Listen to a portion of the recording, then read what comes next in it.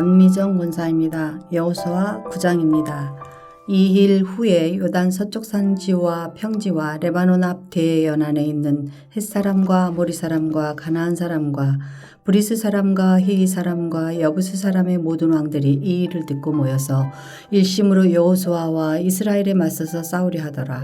기브온 주민들이 여호수아가 여리고와 아이에 행한 일을 듣고 꾀를 내어 사신의 모양을 꾸미되 헤어진 전대와 헤어지고 찢어져서 기운 가죽 포도주 부대를 나귀에 싣고 그 발에는 낡아서 기운 신을 신고 낡은 옷을 입고 다 마르고 곰팡이가 난 떡을 준비하고 그들의 길갈 진영으로 가서 여호수아에게 이르러 그와 이스라엘 사람들에게 이르되 우리는 먼 나라에서 왔나이다. 이제 우리와 조약을 맺읍시다 하니 이스라엘 사람들이 히위 사람에게 이르되 너희가 우리 가운데에 거주하는 듯하니 우리가 어떻게 너희와 조약을 맺을 수 있으랴 하나 그들이 여호수아에게 이르되 우리는 당신들의 종들이니이다 하매 여호수아가 그들에게 묻되 너희는 누구며 어디서 왔느냐 하니 그들이 여호수아에게 대답하되 종들은 당신의 하나님 여호와의 이름으로 말미암아 심히 먼 나라에서 왔사오니 이는 우리가 그의 소문과 그가 애굽에서 행하신 모든 일을 들으며 또 그가 요단 동쪽에 있는 아모리 사람의 두 왕들 곧 헤스본 왕 시혼과 아스타로스에 있는 바산 왕 옥에게 행하신 모든 일을 들었음이니이다. 그러므로 우리 장로들과 우리나라의 모든 주민이 우리에게 말하여 이르되 너희는 여행할 양식을 손에 가지고 가서 그들을 만나서 그들에게 이르기를 우리는 당신들의 종들이니 이제 우리와 조약을 맺읍시다 하라 하였나이다. 우리가 이 떡은 우리가 당신들에게 오려고 떠나던 날에 우리들의 집에서 아직도 뜨거운 것을 양식으로 가지고 왔으나 보소서 이제 말랐고 곰팡이가 났으며 또 우리가 포도주를 담은 이 가죽 부대도 새 것이었으나 찢어지게 되었으며 우리의 이 옷과 신도 여행이 매우 길었으므로 낡아졌나이다 한지라. 우리가 그들의 양식을 취하고는 어떻게 할지를 여호와께 묻지 아니하고 여호수아가 곧 그들과 화친하여 그들을 살리리라는 조약을 맺고 회중 족장들이 그들에게 맹세하였더라. 그들과 조약을 맺은 후 사흘이 지나서야 그들이 이웃에서 자기들 중에 거주하는 자들이라 함을 들으니라. 이스라엘 자손이 행군하여 셋째 날에 그들의 여러 성읍들에 이르렀으니 그들의 성읍들은 기브온과 그비라와 부에롯과 기럇여아림이라. 그러나 회중 족장들이 이스라엘의 하나님 여호와로 그들에게 맹세했기 때문에 이스라엘 자손이 그들을 치지 못한지라. 그러므로 회중이 다 족장들을 원망하니 모든 족장이 온 회중에게 이르되 우리가 이스라엘의 하나님 여호와로 그들에게 맹세하였은즉 이제 그들을 건드리지 못하리라.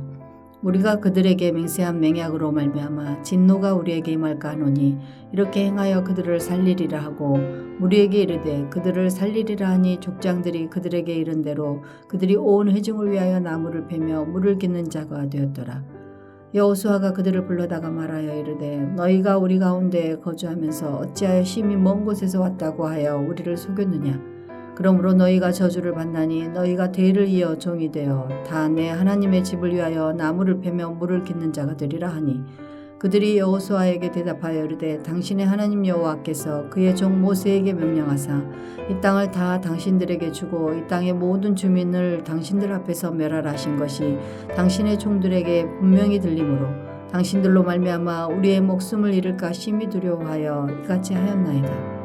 보소서 이제 우리가 당신의 손에 있으니 당신의 의향에 좋고 옳은 대로 우리에게 행하소서 한지라. 여호수아가 곧 그대로 그들에게 행하여 그들을 이스라엘 자손의 손에서 건져서 죽이지 못하게 하니라. 그날에 여호수아가 그들을 여호와께서 택하신 곳에서 회중을 위하여 여호와의 제단을 위하여 나무를 베며 물을 깃는 자들로 삼았더니 오늘까지 이르니라. 하늘에 계신 우리 아버지여 이름이 거룩히 여김을 받으시오며 나라가 임하옵시며 뜻이 하늘에서 이룬 것 같이 땅에서도 이루어지이다. 오늘날 우리에게 일용할 양식을 주옵시고 우리가 우리에게 죄 지은 자를 사하여 준 것 같이 우리 죄를 사하여 주옵시고 우리를 시험에 들게 하지 마옵시고 다만 악에서 구하옵소서. 대개 나라와 권세와 영광이 아버지께 영원히 있사옵나이다. 아멘.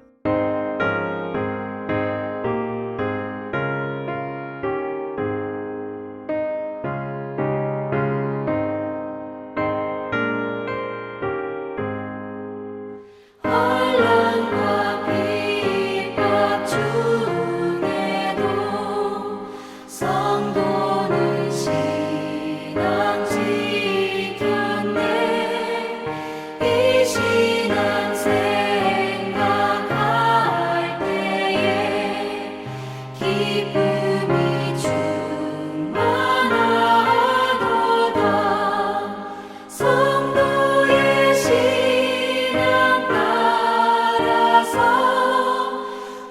죽도록 충성하겠네. 옥중에 매인 성도나 양심은 자유 얻었네. 우리도 고난 받으며 죽어도 영광 되도다. 성도의 신앙 따라서 죽도록 충성하겠네.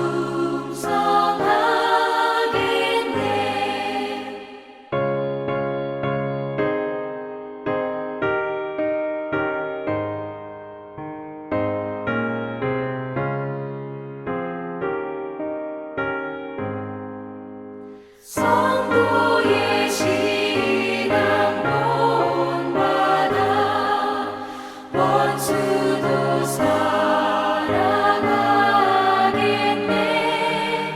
인자한 언어 행실로 이 신앙 전파하리라. 성도의 신앙 따라서 죽도록 충성하겠네. 아멘.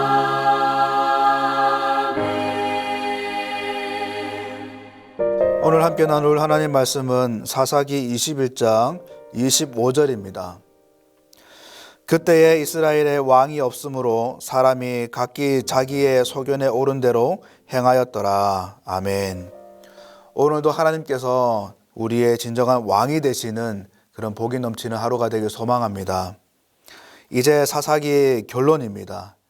25절에 끝을 내면서 사사기 성경의 모든 내용들을 한 가지 결론으로 정리를 합니다. 그때에 이스라엘에 왕이 없으므로 사람이 각기 자기 소견에 오른 대로 행하였더라. 베냐민 지파가 초토화되고 겨우 600명의 남성만 살아남게 됩니다. 그래서 이스라엘은 야베스 길라앗을 쳐서 남자와 동침하지 않는 여성 400명을 얻게 되죠. 그리고 베냐민 지파에게 줍니다. 그런데 문제는 남은 200명의 베냐민 지파 남성들에게 아직 짝이 없기 때문에 더 보충이 되어야 되는 그런 상황이 되었습니다. 그래서 대표되는 장로들이 이 사태를 해결하려고 모여서 의논을 하는데 내놓은 이 대책이 참 기가 막힙니다. 장로라고 하는 그 지도자들이 그런 생각을 했다는 자체도 좀 웃긴 것이고, 이런 대책들이 이 회의에서 통과가 되었다는 그 사실 자체도 얼마나 웃긴지 모릅니다. 내놓은 대책이 뭐냐면 매년 되면 여호와의 절기가 되면 실로 여인들이 춤을 추면서 행사를 하는데 그 여인들을 납치해서 데려가라는 것이죠. 일명 보쌈을 해라는 겁니다. 왜냐하면 자기들은 맹세를 했기 때문에 자신들의 딸들을 이렇게 줄 수는 없고, 그렇기 때문에 납치해라는 거예요. 여러분, 이런 억측이 어디 있습니까? 아니, 그리고 지도자들이란 하는 자들이 집단적인 이런 범죄들을 조성하고 부추기고 있는 이 자체가 이 비정상적인 겁니다. 여러분, 그리고 이들이 얼마나 이렇게 합리화시키냐면은 사실 이 실로 사람들도 이스라엘과 같이 이 베냐민 지파에게 딸을 주지 않기로 맹세했던 자들입니다. 그런데 하는 말이 지금 이것은 납치니까, 이 자발적으로 한 것이 아니니까 맹세를 어긴 것이 아니라는 거예요. 그래서 괜찮다는 겁니다. 이런 어척이 어디 있습니까? 그리고 실로 사람들이 뭐라 그러면 자기들이 잘 마무리 시켜준다고 합니다. 그러니까 강행을 해라는 것이죠. 여러분, 실로 사람들의 입장에서 이게 얼마나 난감하고 황당한 모습입니까? 이게 무슨 날벼락인지 이 여인들의 가족들, 이 부모님들, 그들의 마음은 얼마나 억울하겠습니까? 여인 본인들도 이 마음의 어려움은 오죽하겠습니까? 아니, 이 여인들은 한 것이라고는 춤춘 죄밖에 없는데 이게 무슨 봉변인지 이스라엘이 또 연합을 해서 힘으로 밀어붙이니까 실로에서는 뭐라 말도 못하고, 여러분 이게 갑질이 아니고 뭐겠습니까? 여러분 그래도 이스라엘은 광야에 있을 때는 하나님의 이 말씀의 원리대로 움직였습니다. 그래서 하나님이 가라고 하시면 이동을 하고 멈춰라라고 하시면 멈추고 했습니다. 그런데 언젠가부터 이 힘이 이스라엘을 지배하고 움직이는 원리가 되고 있는 거예요. 가만 보면은 가나안과 다를 바가 아무것도 없습니다. 이 모든 내용의 결론도 결국은 그때에 이스라엘의 왕이 없으므로 사람이 각기 자기의 소견에 옳은 대로 행하였더라. 이게 결론입니다. 여러분, 이 이스라엘의 왕이 진짜 없었던 걸까요? 아닙니다. 비록 인간의 왕은 없었지만 그러나 그 어떤 왕보다 크시고 능력이 있으신 최고의 왕이 계셨어요. 누구십니까? 바로 하나님이십니다. 만물의 주인 되시고 창조주 되시는, 모든 만물을 통치하고 주권을 가지시고 다스리시는 그 하나님이 이 이스라엘의 왕이셨어요. 사실 이런 영광이 어디 있겠습니까? 여러분, 하나님이 뭐 사정하고 부탁을 하면은 왕으로 이렇게 되시는 그런 분일까요? 아닙니다. 하나님께서 이 이스라엘의 왕이 되신 것은 순전히 하나님의 그 기뻐하신 뜻이 있기 때문에 가능한 것이었어요. 하나님의 뜻이 아니면 이 하나님 왕이 되는 이 사실은 가당치도 않는 것입니다. 그런데 사사기 성경은 이스라엘에 왕이 없었다라고 고발합니다. 이게 무슨 말일까요? 나중에 시간이 지나서 사무엘이 늙었을 때에 이스라엘이 이 사무엘에게 왕을 세워달라고 극성입니다. 그때 하나님께서 그들의 진짜 속내가 무엇인지 알려주십니다. 사무엘상 8장 7절에 보면 이렇게 기록되어 있습니다. 여호와께서 사무엘에게 이르시되 백성이 내게 한 말을 다 들으라. 이는 그들이 너를 버림이 아니요 나를 버려 자기들의 왕이 되지 못하게 함이니라 라고 말씀하십니다. 즉 왕이 없었다는 것은 결국 이 사람들이, 이스라엘이 하나님을 버렸다는 거예요. 진정한 하나님을 잊고 그 하나님을 마음에서 지웠다는 겁니다. 여러분, 이스라엘 위기는 다른 것이 위기가 아닙니다. 지금 하나님을 망각한 거, 하나님을 잃은 거, 이 자체가 사실은 큰 위기입니다. 베냐민 지파가 사라질 위험에 있고, 또한 범죄의 범죄들이 힘의 논리로 강행되고 있는 이 상황도 사실은 위험한 상황이지만은 무엇보다 이스라엘의 진짜 위기는 하나님을 버린 것입니다. 하나님에 대한 의식이 사라지고 하나님에 대한 그 민감함이 점점 무뎌지는 것, 이것 자체가 사실은 가장 큰 위기입니다. 물고기가 물 밖에 있으면 당장은 살아있는 듯 보이지만은 결국은 죽게 되는 것이죠. 꽃이 흙에서 뽑혀서 나와 있으면은 당장은 예뻐 보이고 아름다워 보이지만은 결국에는 말라지고 비틀어져서 죽게 되는 겁니다. 여러분, 정말 심각한 것은 이게 우리의 문제가 아니라고, 우리와 상관없는 문제라고 누가 장담할 수 있을까요? 우리에게는 이런 비극이 안 일어날 것이라고 과연 큰 소리 치면서 확신할 수 있을까요? 지금 저와 여러분들의 솔직한 모습은 과연 어떻습니까? 전도서 12장에는 이렇게 기록되어 있습니다. 너는 청년의 때에 너의 창조주를 기억하라라고 전도서는 권면합니다. 여러분, 이는 청년들에게만 하는 말씀이 아닙니다. 청년, 그 가장 혈기왕성한 그 시기에, 정욕과 유혹에 빠지기 가장 쉬운 그 시기에, 그 하나님을 잊기 쉬운 그때에 그럴수록 더욱더 창조주 되시는 그 하나님을 기억하고 마음에 새기라는 겁니다. 여러분, 요셉이 애굽에 팔려가서 보디발의 종으로 지내고 또 모함을 받아서 이 감옥에 갇히고 인생 자체가 암흑이고 소망도 없고 희망이 없었을 때, 그때에 요셉이 그래도 놓치지 않은 것이 있었습니다. 그것이 무엇이냐면은 바로 코람데오의 삶이에요. 하나님을 의식하는 것, 내가 지금 하나님 앞에 있다는 것, 하나님 면전에서 살아가고 있다는 그 생각이 이 요셉에게는 지워지지 않았습니다. 보디발의 아내가 잠자리를 같이 하자고 유혹을 할 때 요셉은 단칼에 거절하면서 이렇게 말합니다. 내가 어찌 이 큰 악을 행하여 하나님께 죄를 지으리까라고 단칼에 거절합니다. 여러분, 요셉도 그때 당시 혈기왕성한 젊은 나이입니다. 그런 나이에 이 마님의 유혹이 아마 쉽지는 않았을 거예요. 그럼에도 불구하고 이 요셉이 그 유혹을 물리칠 수 있었던 것은, 유혹으로부터 자유할 수 있었던 것은 바로 하나님에 대한 생각이 살아있기 때문입니다. 하나님에 대한 의식이 이 요셉을 살린 거예요.